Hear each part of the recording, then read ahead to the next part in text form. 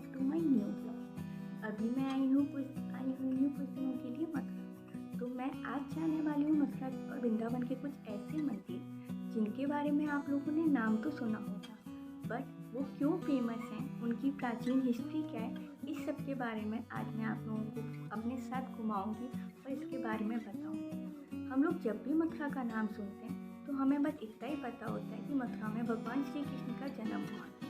तो हम मथुरा में जब भी आते हैं तो श्री कृष्ण जन्मभूमि ही देखने जाते हैं, लेकिन ऐसा नहीं है। मथुरा में श्री कृष्ण जन्मभूमि के अलावा भी कुछ प्राचीन ऐसे मंदिर हैं जिनको देखना हमारे लिए बहुत ही महत्वपूर्ण है। तो मैं आज आपको मथुरा में एक ऐसा मंदिर घुमाऊंगी जो बहुत ही प्राचीन है और उसके बारे में कुछ चीज़ें भी बताऊंगी। फिर हम चलेंगे वृंदावन में जब भी हम जाते हैं बिहारी जी के दर्शन करते हैं और प्रेम मंदिर घूमते हैं। बिहारी जी और प्रेम मंदिर के अलावा भी वृंदावन में कुछ ऐसे मंदिर हैं जो बहुत ही प्राचीन हैं और जो भगवान श्री कृष्ण से रिलेटेड है। आज मैं आपको ऐसे ही कुछ मंदिर एक्सप्लोर करूँगी आप लोगों के लिए और आप लोगों को भी अपने साथ दर्शन कराऊंगी। तो आज हम मथुरा और वृंदावन के कुछ ऐसे मंदिर घूमेंगे जो बहुत ही प्राचीन हैं, बहुत ही यूनिक हैं, जिनकी हिस्ट्री हम लोगों को कुछ लोगों को पता होगी और कुछ लोगों को नहीं पता होगी। मुझे भी अभी पता चला है, तो मैंने सोचा क्यों ना आप लोगों को इस ब्लॉग के थ्रू मथुरा और वृंदावन के ऐसे मंदिर घुमाऊँ जो बहुत ही प्राचीन हैं, बहुत ही भव्य हैं, मनोरथ हैं, जिन्हें देखने के लिए बहुत सारे लोग आते हैं। मथुरा वृंदावन घूमने के लिए बहुत सारे लोग आते हैं, लेकिन हम भूल जाते हैं कि यहाँ पे ये वाले मंदिर भी हैं। तो आज मैं इस ब्लॉग के थ्रू आपको वो सारे मंदिर घुमाऊंगी जो शायद ही हम लोगों ने देखे होंगे, जिनके बारे में सुना होगा। तो चलो चलते हैं उन मंदिरों के दर्शन करने जो मथुरा में बहुत कम लोग जानते हैं। मैं आज आप लोगों को मथुरा में श्री कृष्ण जन्मभूमि तो नहीं घुमाने लेके जा रही, लेकिन मैं मथुरा का एक ऐसा मंदिर घुमाने लेकर जा रही हूँ जो बहुत ही प्राचीन है, जिसका नाम है श्री द्वारकाधीश मंदिर, जो एक बहुत ही प्राचीन मंदिर है। मैं आज आपको सबसे पहले वो मंदिर घुमाऊंगी, उसके बाद विश्राम घाट लेकर चलूँगी अपने साथ, फिर हम लोग चलेंगे वृंदावन।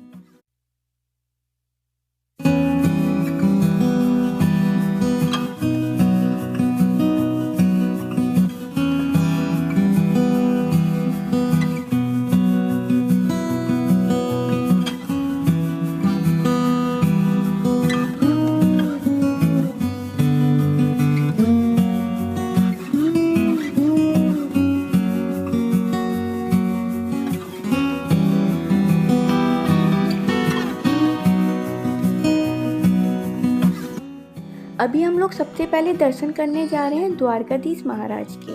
अगर आप लोग द्वारकाधीश मंदिर आते हैं तो रेलवे स्टेशन से द्वारकाधीश मंदिर 12 किलोमीटर दूर है, और अगर आप लोग जन्मभूमि से द्वारकाधीश मंदिर के दर्शन करने के लिए आते हैं तो वहाँ से ये 8.7 किलोमीटर दूर है।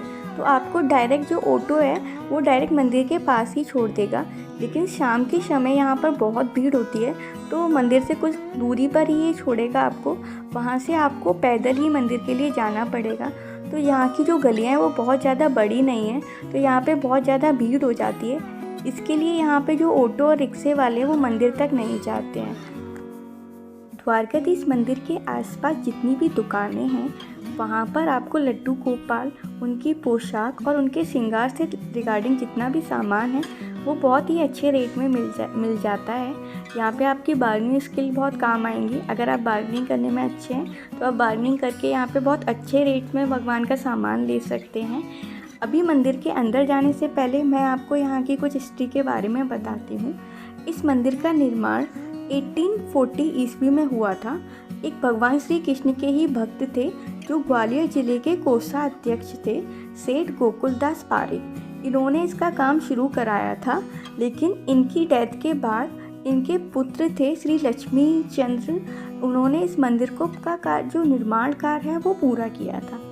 इस मंदिर के चित्र और वास्तुकला जो है वो बहुत ही आकर्षित करने वाली है।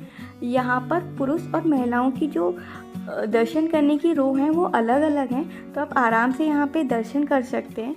लेकिन इस मंदिर में हर टाइम आपको बहुत ज़्यादा भीड़ देखने को मिलेगी, और यहाँ पे आप द्वारकाधीश महाराज के दर्शन कर सकते हैं। यहाँ पे मुझे तो बहुत अच्छे से दर्शन हुए, क्योंकि यहाँ पे पुरुषों और महिलाओं की लाइनें अलग अलग थी, तो आराम से आपको दर्शन हो जाते हैं। अब दर्शन कर लिए हैं, अब दर्शन के बाद हम यहाँ पे करेंगे परिक्रमा। जब भी आप लोग द्वारकाधीश मंदिर आएँ तो यहाँ का प्रसाद ज़रूर लें। यहाँ का जो प्रसाद है उसका टेस्ट बहुत ही अलग और बहुत ही अच्छा है, तो जब भी यहाँ आएँ तो उसे लेना ना भूलें। जब भी आप उस प्रसाद को खाएंगे तो आपको बहुत अच्छा लगेगा। और अभी मैं यहाँ पे करती हूँ द्वारकाधीश महाराज की परिक्रमा। द्वारकाधीश महाराज का परिक्रमा कर रहे होंगे तो वहाँ पे हमें एक और मंदिर मिलेगा, शालिग्राम महाराज का मंदिर। तो आप यहाँ शालिग्राम महाराज के दर्शन कर सकते हैं और उनके दर्शन करने के बाद आप अपनी परिक्रमा कर सकते हैं।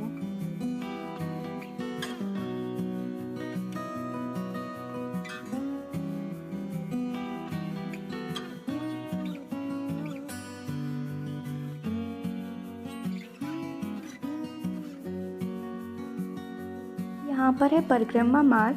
परिक्रमा मार्ग से होकर आप अंदर जा सकते हैं। ये पूरा जो एरिया है वो मंदिर का बैक एरिया है, तो आगे यहाँ पे भगवान की मूर्ति लगी हुई है, तो उसके पीछे होते हुए हम परिक्रमा करेंगे। यहाँ पर द्वारकाधीश मंदिर एक बहुत ही प्राचीन मंदिर है और यहाँ का जो इंटीरियर है वो भी बहुत सुंदर और बहुत ही आकर्षित है। अब जब भी यहाँ पे दर्शन करने आए तो यहाँ का इंटीरियर ज़रूर देखें कि वो कितना सुंदर बना हुआ है यहाँ पर। और यहाँ पर एक गोवर्धन महाराज की भी एक प्रतिमा है जिसकी आप परिक्रमा कर सकते हैं। तो यहाँ पर भी लोग आके दिया जलाते हैं और इसकी परिक्रमा करते हैं। अभी द्वारकाधीश मंदिर के दर्शन करने के बाद मैं आ चुकी हूँ विश्राम घाट पर, तो तब तक मैं अपना घाट घूमती हूँ। आप यहाँ पे बोट ले सकते हैं और अपने सारे घाट घूम सकते हैं। मंदिर के पास में ही आपको कंस महल देखने को मिलेगा, तो आप कंस महल भी जा सकते हैं। मैंने ले ली है अब अपनी बोट और अब मैं बोट के थ्रू आपको यहाँ के सारे घाट घुमाऊंगी और उन घाटों के बारे में बताऊंगी। तो यहाँ पे जो बोट वाले भैया हैं वो आपको सारे घाटों के बारे में बताएंगे कि किस घाट का क्या नाम है और वह घाट क्यों फेमस है। और यहाँ पे जो सामने आपको दिख रहा है वह है कंस का किला, जो कि अंदर से हमेशा लॉक रहता है। अगर किसी को घूमने जाना है तो वह उसकी छत पर जा सकता है। इसकी छत पर जाना अलाउ है। आगे से इसकी छत पर जाने का रास्ता है, वहीं से होकर मथुरा की परिक्रमा का भी रास्ता है इसकी छत से होकर, तो हमें सिर्फ इसकी छत पे जाना अलाउ है। यहाँ पर बारी बारी से घाट बने हुए हैं। यहाँ पर टोटल 25 घाट हैं। जो सामने वहाँ पर जो रेलवे पुल दिख रहा है वहाँ से लेकर जो कंस किला है वहाँ तक टोटल 25 घाट हैं, जो कि बारी बारी से यह है सबसे पहले घाट जो है रानी घाट। यहीं पे जो कंस की रानियां थीं वो स्नान करने आती थीं, इसलिए इसका नाम रानी घाट है। कंस की 2 रानियां थीं, वह इस घाट पर स्नान करने आती थी, उसी के नाम पर इसका नाम पड़ा हुआ है। वो जो सामने आपको तिरंगे की बोट दिख रही है वह घाट है वासुदेव घाट। यहीं से वासुदेव जी ने भगवान श्री कृष्ण को लेकर नदी क्रॉस की थी। अब इस घाट के बाद जो वहाँ पर सामने मस्जिद टाइप का दिख रहा है वह है संत घाट, जो पहले मस्जिद था लेकिन बाद में संतों ने इसे महादेव का मंदिर बना दिया। यहाँ पे महादेव जी का मंदिर है इसलिए इसका नाम संत घाट है। अब उसके बाद जो हम नेक्स्ट घाट देखेंगे वो है सूरज घाट। वहाँ पर लिखा भी हुआ है सूरज घाट। जब यहाँ पर सूर्य ग्रहण पड़ता है तब लोग यहाँ पर स्नान करने के लिए आते हैं, इसलिए इसका नाम है सूरज घाट। उसके बाद वहाँ पर था दुर्वासा ऋषि का मंदिर, जो कि बिल्कुल जस्ट सामने था। श्री कृष्ण भगवान के जो ऋषि थे, गुरु थे, वो दुर्वासा ऋषि थे, तो वहाँ पर उनका आश्रम है और वहाँ पर साल में एक बार मेला भी लगता है, तो वहाँ पर है श्री दुर्वासा ऋषि मंदिर। वहाँ पे वाइट कलर का मंदिर जो बहुत दूर से दिख रहा है वही दुर्वासा मंदिर है। और उसके बाद जो नेक्स्ट घाट है वो हमारा है अस्कुंडा घाट। यहाँ पर काफ़ी पुराना जो ऑरेंज कलर का दिख रहा है वो काफ़ी पुराना हनुमान मंदिर है। यहाँ पर मंगला आरती वगैरह और बहुत सारे फंक्शन भी होते रहते हैं। उसके बाद हम चलते हैं अपने नेक्स्ट घाट की तरफ। तो जो नेक्स्ट घाट है वो तिरंगे वाली जो नाव दिख रही है वह है द्वारकाधीश घाट। उसको द्वारकेश घाट भी बोला जाता है। वहाँ के जस्ट पास से ही द्वारकाधीश मंदिर का सीधा रास्ता है। जो लोग दूर से आते हैं वो द्वारकाधीश मंदिर के दर्शन करते हैं, फिर द्वारकेश घाट से ही सारे घाट घूमते हैं। अब वो घाट घाट से हम लोगों ने स्टार्ट किया था अपना घाट घूमना, वो था विश्राम घाट। वहाँ पर भगवान श्री कृष्ण ने कंस को मारने के बाद विश्राम किया था, इसीलिए इस घाट का नाम है विश्राम घाट। मैं आपको अब वृंदावन के एक ऐसे मंदिर घुमाने लेकर चलती हूँ जिसका नाम है पागल बाबा का मंदिर। मैं आपको इस मंदिर की कुछ खास बातें व इतिहास बताती हूँ। उसके बाद मैं आपको यह पूरा मंदिर अपने साथ घुमाऊंगी। एक बार की बात है, एक गरीब ब्राह्मण था जो कि बिहारी जी का भक्त था। एक बार उसने किसी साहूकार से कुछ धन उधार लिया था। उसने हर महीने की किस्तों में थोड़ा थोड़ा करके कर्ज चुकाया। आखिरी किस्त से पहले कपट की नियत से साहूकार ने उसके नाम अदालती नोटिस भिजवा दिया कि ऋण चुकाया नहीं गया है, इसलिए उसे पूरा ऋण ब्याज सहित वापस किया जाए। उसके बाद ब्राह्मण बहुत घबरा गया। उसने साहूकार के पास जाकर बहुत विनती की, मगर कोई असर नहीं हुआ। मामला न्यायालय में पहुंचा। न्यायालय में भी ब्राह्मण ने जज को यही कहा कि मैंने सारा ऋण चुका दिया है। जज ने ब्राह्मण से पूछा, क्या कोई गवाह है जिसके सामने तुमने साहूकार को ऋण चुकाया हो? गरीब ब्राह्मण ने दुखी होकर कह दिया, बिहारी जी के सिवा और कौन देखेगा। उसके बाद अदालत की ओर से मंदिर पर समन भी जारी कर दिया गया। यह नोटिस बिहारी जी के विग्रह के सामने रख दिया गया और सभी इस बात को भूल गए। अगली तारीख गवाही के समय एक बूढ़ा आदमी जज के सामने गवाही देने के लिए आया। उसने कहा कि मैंने ब्राह्मण को ऋण वापस करते हुए देखा है और तारीख बार सब न्यायालय के सामने बता दिया। जज ने सेठ से वही खाते प्रस्तुत करने को कहा। तब उसकी जांच की गई तो गवाही सच निकली। उसके बाद जज ने ब्राह्मण को निर्दोष करार करके ऋण मुक्त कर दिया। लेकिन जज के मन में उथल पुथल मचने लगी कि ब्राह्मण को तो तारीख और बार कुछ याद नहीं था। फिर उस गवाह को यह सारी बातें इतने अच्छे से कैसे पता थीं, जबकि वह तो काफ़ी बूढ़ा था और बूढ़े आदमी को तो चीज़ें याद भी नहीं रहती। उसने यह रहस्य जानने के लिए ब्राह्मण को बुलवाया और पूछा, आखिर वह आदमी कौन था? ब्राह्मण ने कहा, मैं उसे नहीं जानता, मगर वह बिहारी जी के सिवा कौन हो सकता है। जज को इस बात पर यकीन नहीं हुआ। तभी ब्राह्मण ने कहा, आप ही ने तो बिहारी जी को समन भिजवाया था, वहीं से कोई आया होगा। जज संतुष्ट नहीं हुआ। फिर उसने बिहारी जी के सेवकों से संपर्क किया और गवाह के बारे में पूछा। सेवकों ने बताया कि हाँ, एक समन तो आया था, हमने उसे बिहारी जी के चरणों में रख दिया था, मगर मंदिर में से कोई भी गवाही देने नहीं गया और ऐसा कोई बूढ़ा आदमी यहाँ नहीं है। तभी जज सन्य पड़ गए और वह समझ चुके थे कि उनका सामना जिससे हुआ था वह स्वयं बिहारी जी थे। इस घटना के बाद उन्होंने अपने पद से इस्तीफा देकर भगवान की भक्ति में लीन हो गए। वह भक्ति में इतना लीन हो गए कि पागल बाबा के नाम से जाने लगे। वह जज कोई और नहीं बल्कि संत लीलानंद ठाकुर जी थे, जिन्होंने इस प्राचीन मंदिर का निर्माण कराया। यह थी इस मंदिर की हिस्ट्री।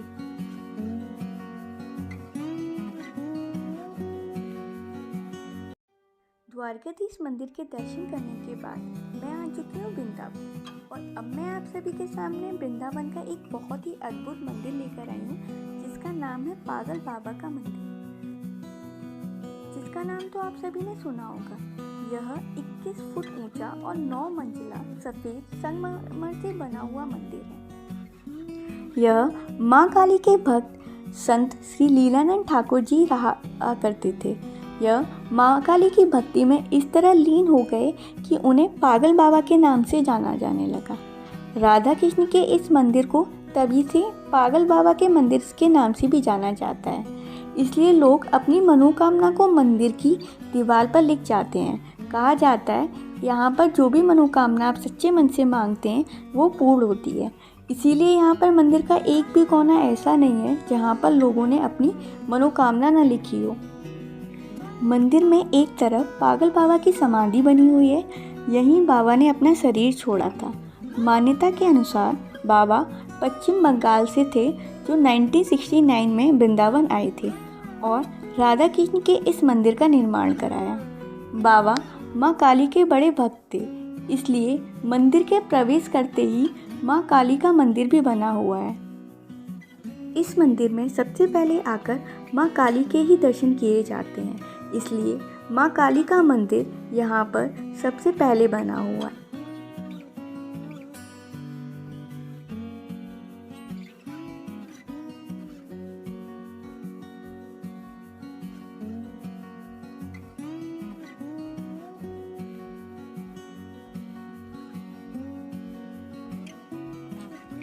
इस मंदिर के ठीक सामने एक कुंड बना हुआ है जिसे माता सुदेवी कुंड कहा जाता है। बाबा की पत्नी का नाम सुदेवी था। इसी कुंड के बगल में शिव परिवार का मंदिर स्थापित है। वहाँ पर आप भगवान शिव के परिवार सहित दर्शन कर सकते हैं। 9 मंजिल वाले इस मंदिर के हर मंजिल पर एक एक मंदिर है। चलो मंदिर के अंदर चलकर एक एक मंदिर के दर्शन करते हैं।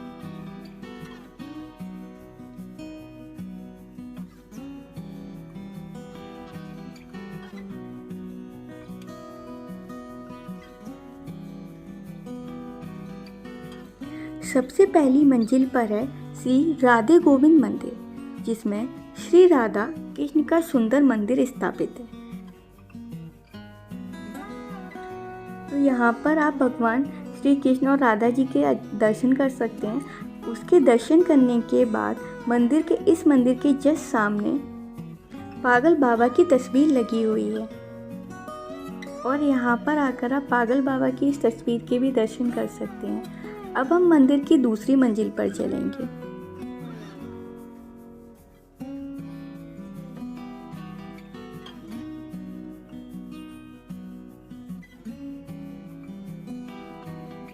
यह है मंदिर की दूसरी मंजिल। यहाँ श्री कृष्ण बलराम मंदिर है, जिसमें श्री कृष्ण और बलराम जी की सुंदर प्रतिभा है। अब हम जा रहे हैं मंदिर की अगली मंजिल पर और इस मंजिल पर है श्री नंद यशोदा मंदिर।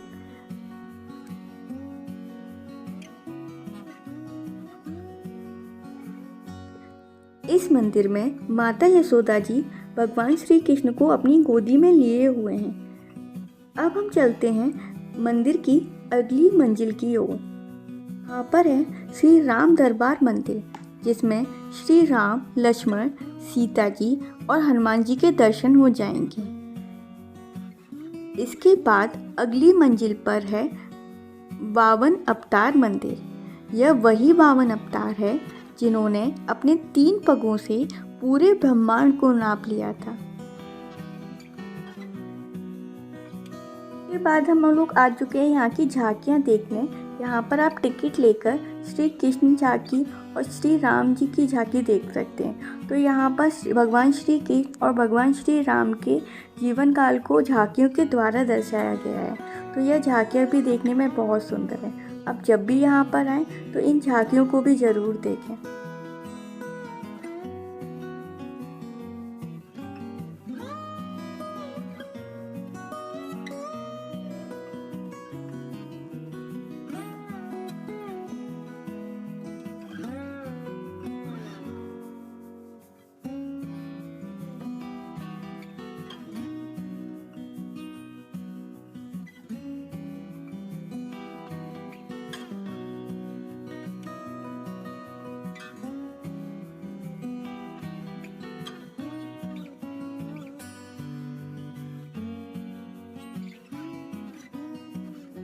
मंदिर के दर्शन करने के बाद हम लोग चलते हैं अपने अगले मंदिर की तरफ। अब मैं वृंदावन आऊँ और बिहारी जी ना जाऊँ, ऐसा तो हो ही नहीं सकता। तो चलो बिहारी जी के मंदिर चलते हैं। तो मैं बिहारी जी के मंदिर जाने से पहले आपको वहाँ की कुछ स्पेशल बातें बताती हूँ। बिहारी जी का मंदिर है बाके बिहारी। बाके का मतलब है टेढ़ा, बिहारी का मतलब है विहार करना। बांके बिहारी मंदिर में बिहारी जी की बाल स्वरूप की पूजा की जाती है। तो कहा जाता है कि बांके बिहारी मंदिर में सुबह की मंगला आरती नहीं होती है। इसके पीछे भी एक कहानी है, मैं आज आपको वो बताती हूँ। जो बांके बिहारी जी हैं उनको प्रकट किया था श्री हरिदास जी ने। एक बार की बात है, हरिदास जी अपने बिस्तर पर सो रहे थे। उन्होंने देखा उनके अलावा भी वहाँ कोई और भी सो रहा है, तो उन्होंने उसे जगाया। तो उन्होंने देखा एक बालक भागकर वहाँ से गया। जैसे ही वो बालक वहाँ से गया, उन्होंने उसे रोकने की कोशिश की, लेकिन वो रुका नहीं। पुजारी जी ने मंदिर में आकर जब मंदिर का द्वार खोला तो उन्होंने देखा कि बिहारी जी के चूड़ा और बांसुरी नहीं है। उन्होंने निधिवन में आकर यह बात स्वामी जी को बताई। जब स्वामी जी ने अपने बिस्तर पर देखा तो वहाँ बिहारी जी का चूड़ा और बांसुरी रखे हुए थे। अभी स्वामी जी समझ गए कि रात को बिहारी जी उनके पास सोने के लिए आए थे। इसीलिए कहा जाता है बांके बिहारी के मंदिर में कोई भी घंटी नहीं है, क्योंकि बिहारी जी निधिवन में जाकर सोते हैं, रासलीला करते हैं और उसके बाद बिहारी जी के मंदिर में आते हैं, जिससे भगवान की नींद न खुल जाए। इसीलिए बांके बिहारी के मंदिर में कोई भी घंटी नहीं है और इसलिए वहाँ पर मंगला आरती भी नहीं होती। जब भी आप लोग बिहारी जी के मंदिर जाएंगे तो आपको वहाँ पर बहुत ज़्यादा भीड़ देखने को मिलेगी। चलो हम भी इसी भीड़ में चलकर अपने बिहारी जी के दर्शन करते हैं और मैं आपको भी अपने साथ बांके बिहारी जी के दर्शन कराती हूँ। बिहारी जी के मंदिर जाने के लिए बहुत सारे रास्ते हैं और यहाँ की जो गलियाँ हैं वो बहुत छोटी छोटी हैं। आपको यहाँ पे आराम से प्रसाद मिल जाएगा। कहा जाता है मथुरा वृंदावन में पेड़े बहुत फेमस हैं, तो लोग वहाँ पर ज़्यादातर पेड़े ही खरीदते हैं और इसी भीड़ के साथ हम लोग जा रहे हैं बिहारी जी के दर्शन करने के लिए। आप लोगों ने सुना ही होगा कि बिहारी जी के मंदिर में हर 2 मिनट के अंतराल पर ठाकुर जी का पर्दा डालने की परंपरा है। मैं आपको बताती हूँ उसके पीछे का कारण क्या है। एक बार एक वृद्ध महिला ठाकुर जी के दर्शन करने के लिए आई। जब उन्होंने ठाकुर जी के मनमोहक रूप को देखा तो बस उन्हें एकटक होकर देखती रह गई। ठाकुर जी के इस रूप को देखकर वह अपने सारे दर्द भूल गई और उन्होंने बांके बिहारी जी को अपना पुत्र मान लिया। वृद्धा का प्रेम और भक्तिभाव देखकर कन्हैया भी खुद को उनका पुत्र मानने से नहीं रोक पाई और उन्होंने उनके पास जाने का निर्णय ले लिया। जब वह महिला अपने घर जाने के लिए निकली तो बांके बिहारी जी भी उनके पीछे पीछे चल दिए। अगले दिन जब मंदिर के पुजारी और अन्य लोगों को इस बात का पता चला तो उन्होंने भगवान को खोजना शुरू कर दिया और खोजते खोजते वह एक वृद्धा के घर पहुंची, जहां उन्हें बांके बिहारी जी मिले। तब सभी ने ठाकुर जी से प्रार्थना की कि वह वृंदावन वापस लौट चले। बहुत प्रार्थना के बाद ही बांके बिहारी जी मंदिर में लौटकर आए और तभी से हर 2 मिनट के अंतराल पर ठाकुर जी के सामने पर्दा डालने की परंपरा शुरू हो गई।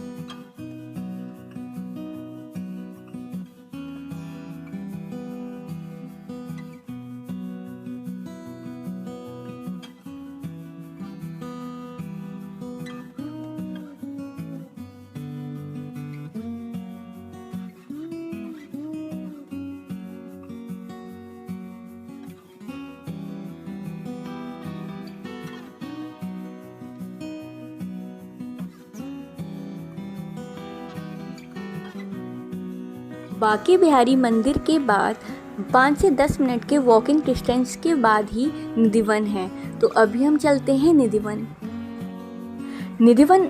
निधिवन के बारे में कहा जाता है कि भगवान श्री कृष्ण राधा जी के साथ यहाँ पर आके अपने गोपियों के साथ रासलीला करते हैं। निधिवन में बहुत सारे पेड़ पौधे हैं जो कि रात में गोपियाँ बन जाते हैं और भगवान यहाँ पर आकर रात में रासलीला करते हैं। यहाँ पर ठाकुर जी का भोग भी लगाया जाता है। उस भोग को खाने के लिए भगवान स्वयं यहाँ पर आते हैं।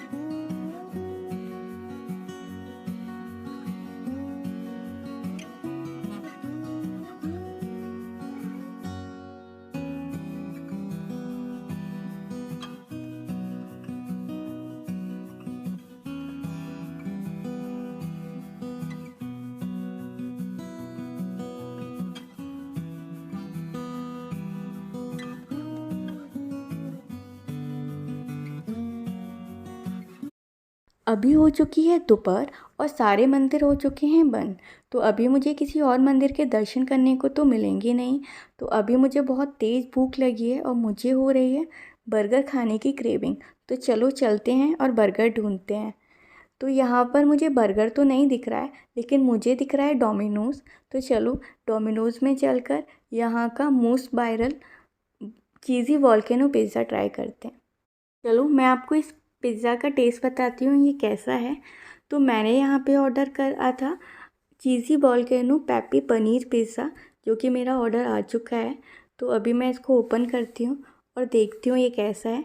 दिखने में तो ये बहुत ही अच्छा लग रहा था, बट ये बहुत ही मैसी मैसी था। चलो मैं इसको टेस्ट करके आपको बताती हूँ कि ये टेस्ट में कैसा है। तो ये बहुत गरम गरम था और इसका जो बेस था वो बहुत ही क्रिस्पी था।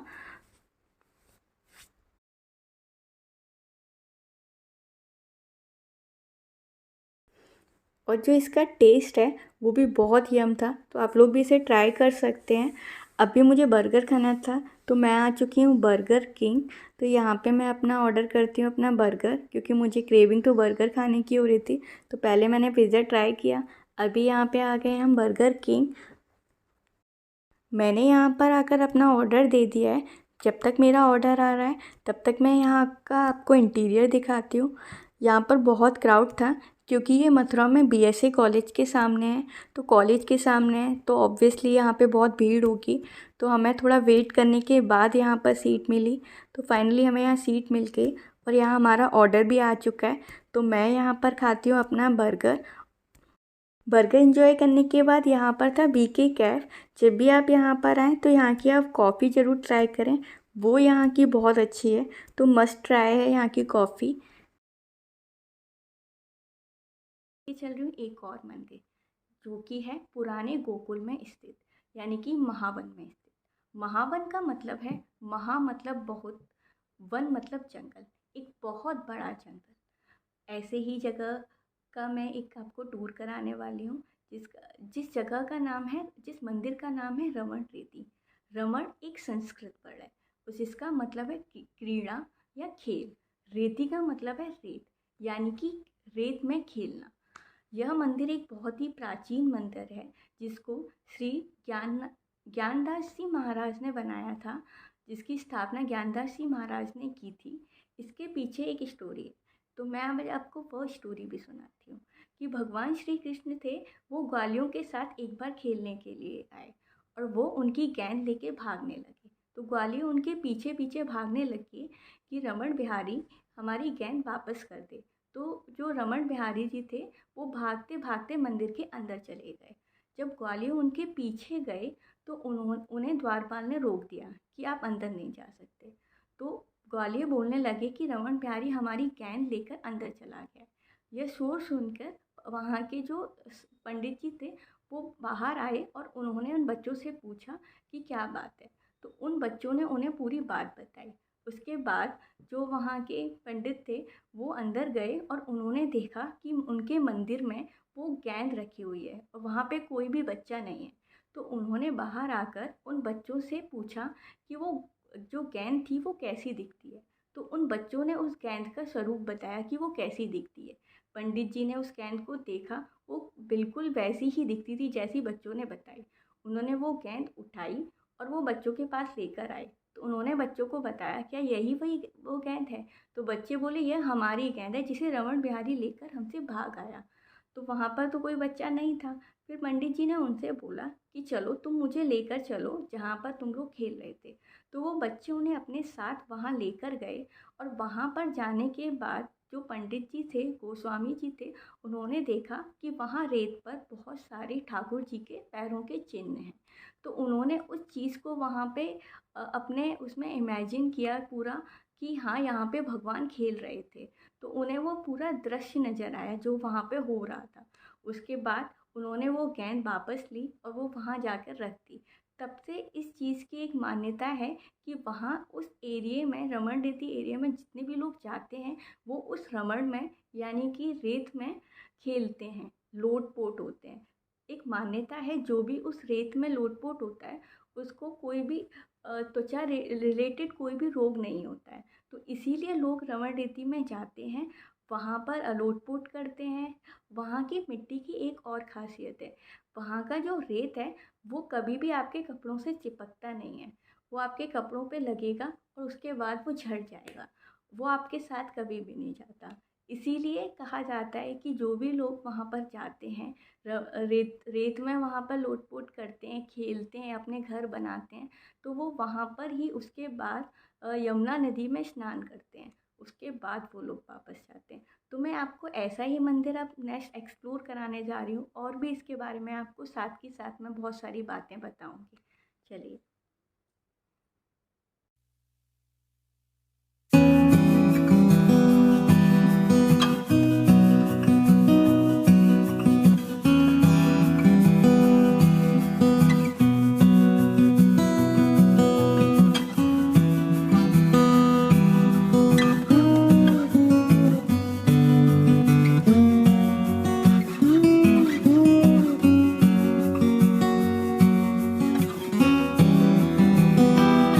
रमन रेती यह पुराने गोकुल में स्थित है, जो कि मथुरा शहर से 10 किलोमीटर दूर है। रमन रेती में एक छोटा सा मंदिर है जिसकी स्थापना संत ज्ञानदास जी महाराज ने कराई थी। मथुरा 7 पवित्र शहरों में से एक है जिन्हें सप्तपुरी के नाम से भी जाना जाता है। रमन रेती की एक खास बात यह है कि यहाँ होली का त्यौहार भी रंगों व गुलालों से नहीं मनाया जाता, बल्कि वहाँ के रेस से खेला जाता है। तो अभी हम पहुँचने वाले हैं रमन रेती और यहाँ पर पहुँचते ही सबसे पहले जो हमें देखने को मिलता है वो है यहाँ का चिड़ियाघर। इस चिड़ियाघर में बहुत सारे हिरन, बारहसिंगा, हंस, खरगोश और अलग अलग तरह की बर्ड्स देखने को मिलती है, जिन्हें आप वहाँ से अनाज लेकर खिला भी सकते हैं। तो आप देख सकते हैं यहाँ पे कितने सुंदर सुंदर हिरन हैं और शुतुरमुर्ग भी है। यहाँ पे बहुत तरीके के हंस भी आपको देखने को मिलेंगे। यह चिड़ियाघर बहुत ही अच्छा और बहुत ही सुंदर है। बहुत बड़े एरिया में ये बना हुआ है, तो यहाँ पे हर तरफ आपको बस यही जानवर देखने को मिलेंगे। कहीं ये रेस्ट कर रहे होंगे, कहीं ये बैठे होंगे, कहीं आपस में ये एक दूसरे के साथ खेल रहे होंगे।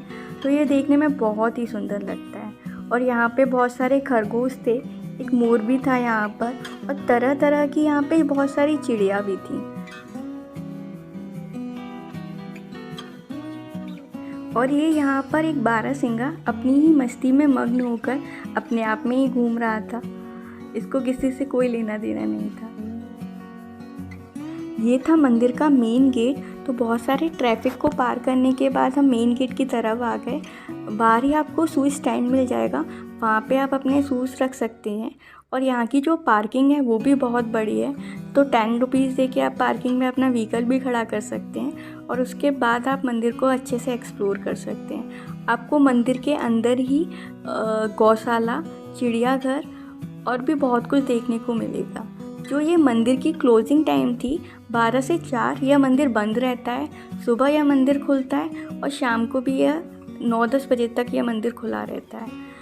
और यहाँ इस मंदिर की यह खासियत है कि इस मंदिर की सुबह की और शाम की 6:30 बजे वाली आरती में हाथी भी होता है। हाथी साधुओं के साथ मंदिर की परिक्रमा करता है और उसके साथ मंदिर की आरती में भी वो शामिल होता है और अपने भक्तजनों को वो आशीर्वाद भी देता है। पर जब मैं गई थी तब मुझे वो हाथी देखने को नहीं मिला, क्योंकि मैं आरती से बहुत पहले ही वहाँ पहुँच चुकी थी, तो आरती तो मैंने मिस कर दी।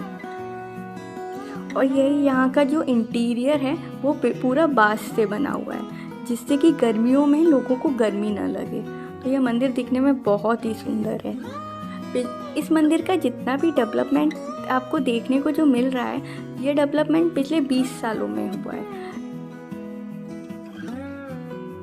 रमण नीति के अंदर श्री कृष्ण बलराम मंदिर, शिव मंदिर भी है। इस मंदिर का जो पूरा डेवलपमेंट पिछले 15 से 20 साल के अंदर जो हुआ है, वो गुरु शरणानंद महाराज जी ने कराया है और अब ये मंदिर देखने में और भी ज़्यादा सुंदर हो गया है। अभी हम चलते हैं मंदिर के अंदर।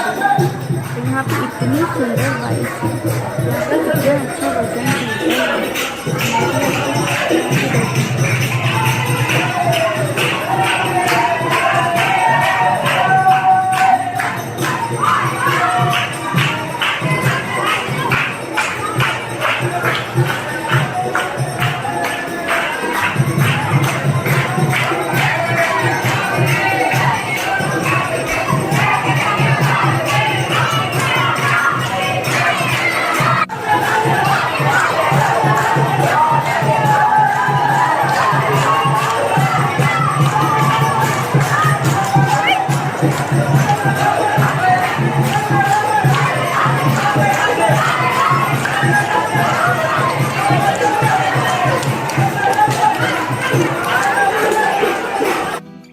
दर्शन करने के बाद हम लोग आ चुके हैं बाहर के एरिया में।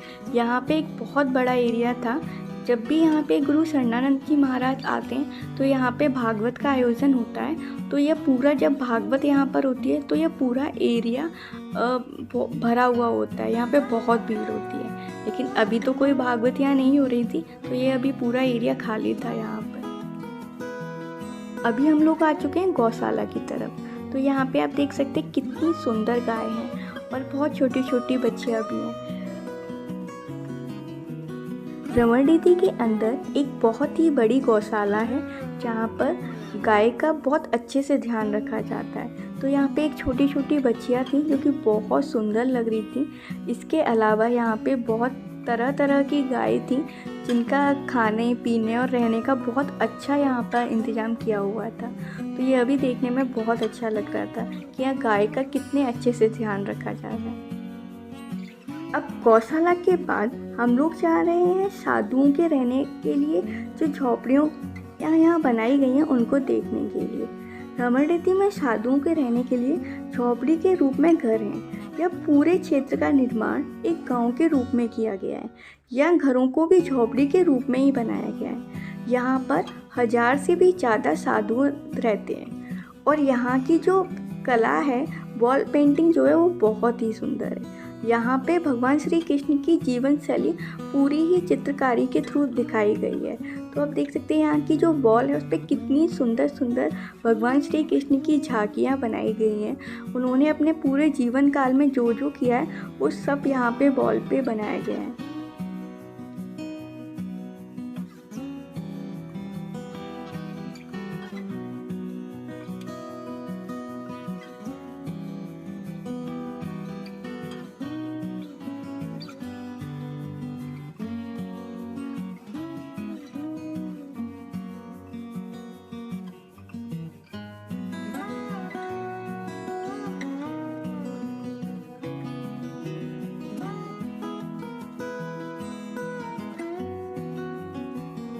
अब ये है वहाँ का वो रेत जिसके बारे में मैंने आपको स्टार्टिंग में बताया था। बहुत सारे लोग यहाँ पे आते हैं और इस रेत को अपने साथ अपने घर भी लेकर जाते हैं। जितने भी परदेसी यहाँ पर आते हैं उनका मानना है कि यह रेत बहुत ही शुभ है, इसलिए वो अपने साथ इस रेत को भी लेकर जाते हैं। और यहाँ पर आने वाले जितने भी लोग हैं वो इस रेत में खेलते हैं, बैठते हैं और बहुत अपने घर भी बनाते हैं।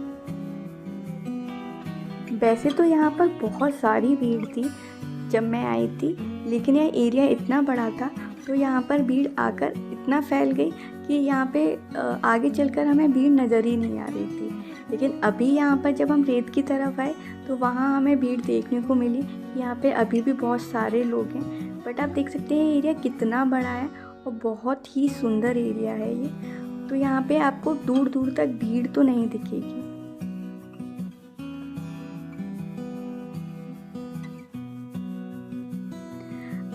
ये जो एरिया आप देख रहे हैं यहाँ पर लोग बैठ के खाना खाते हैं। रमणदीदी में आपको फ्री में खाना भी मिलता है। तो यहाँ पे एक लंच का टाइम है, यहाँ आप आकर लंच भी कर सकते हैं। तो यहाँ बैठने के लिए खाने की व्यवस्था बहुत अच्छी है और आप यहाँ इस तरह इस जगह पर बैठकर आराम से अपना लंच भी कर सकते हैं। इस पूरे एरिया को एक गांव वाला लुक दिया गया है और ये बहुत ही दिखने में पास से तो बहुत ही सुंदर लग रहा था और यहाँ पे बैठकर तो आपको बहुत अच्छा लगेगा।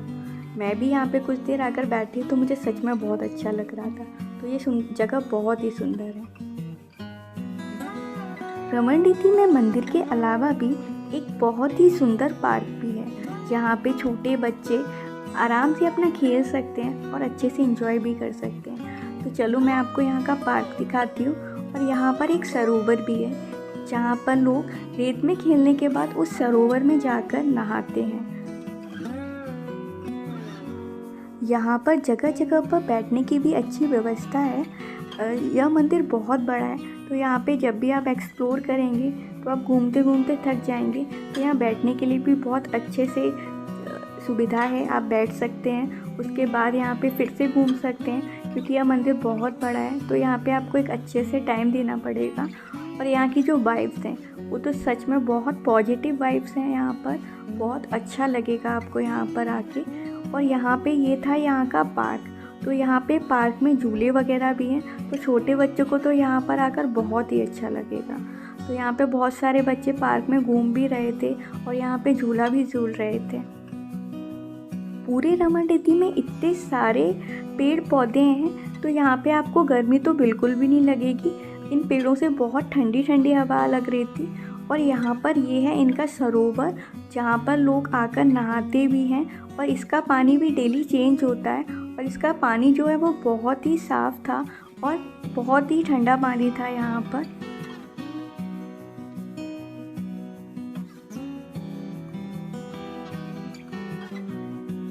हम सभी जानते हैं भगवान श्री कृष्ण का जन्म मथुरा में हुआ था, लेकिन उनका जो पालन पोषण है वो गोकुल में हुआ था।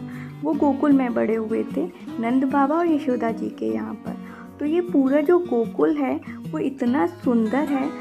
यहाँ पे बहुत सारा ग्रीन एरिया है, बहुत सारे पेड़ पौधे हैं, बहुत ही साफ़ सुथरा ये एरिया था। और तो मैंने थोड़ी देर यहाँ की गलियों में एक्सप्लोर किया कि और क्या क्या है यहाँ पर। वैसे तो मैं फ़र्स्ट टाइम गोकुल नहीं आई थी, बट फिर भी फ़र्स्ट टाइम मैं ऐसे घूम रही थी गोकुल में। तो बहुत ही सुंदर यह जगह है। गोकुल की गलियाँ एक्सप्लोर करने के बाद अब हम लोग चलते हैं यमुना नदी की तरफ। तो यहाँ पर है गोकुल बैराज, वहाँ से आपको यमुना नदी के बहुत ही अच्छे दर्शन होंगे। तो यहाँ पे आप बोट में भी बैठ के यमुना नदी में घूम सकते हैं। और इस टाइम पे जब मैं गई थी तब यहाँ पर सनसेट हो रहा था। तो यह सनसेट वाला जो सीन है वो इतना सुंदर लग रहा था। तो आप लोग भी देख सकते कितना सुंदर यहाँ पर सनसेट हो रहा है।